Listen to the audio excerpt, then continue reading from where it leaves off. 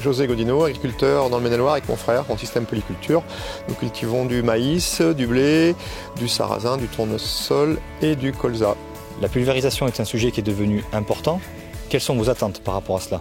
Les deux contraintes majeures que je rencontre en pulvérisation, c'est la maîtrise de la dérive pour avoir l'intégralité de la pulvérisation qui reste à l'intérieur de la parcelle et la qualité de pulvérisation, notamment vis-à-vis de la cible. Donc la pression de fonctionnement est primordiale pour moi. Le Spretronic, c'est un système que nous testons depuis un an sur 3000 hectares en déployé à travers la pulvérisation et la fertilisation. L'idée, c'était de répondre à trois contraintes importantes. La notion de pression, respecter la pression de 3 bars, notamment avec les bus que nous utilisons, indépendamment de la vitesse de travail, pour pouvoir avoir des diamètres de gouttelettes optimales.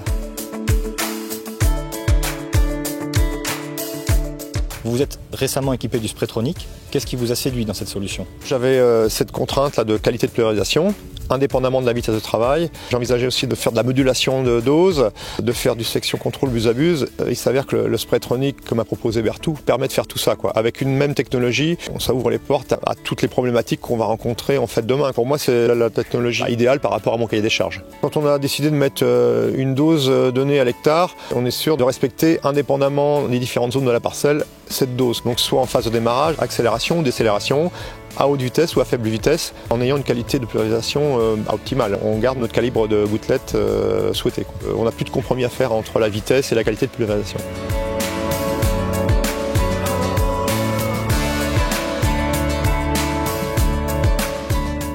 C'est un système en fait qui est relativement simple. C'est un système à pulsation avec un hachage qui est séquencé. Ça nous permet de garder la pression à la buse indépendamment du débit. Donc on peut faire varier soit la vitesse ou soit le débit hectare en respectant cette pression pulvérisation.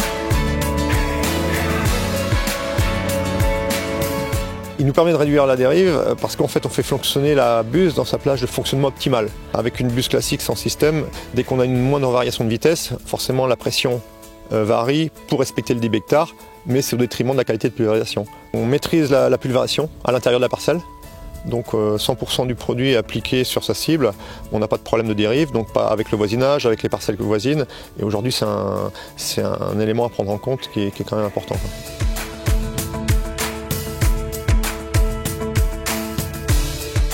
L'intérêt de ce système, c'est qu'il est simple Il nécessite l'utilisation d'une seule buse. Donc il y a une buse dédiée à l'azote liquide, une buse dédiée à la pulvérisation. Et du coup, on a des coûts de fonctionnement qui sont contenus, quoi.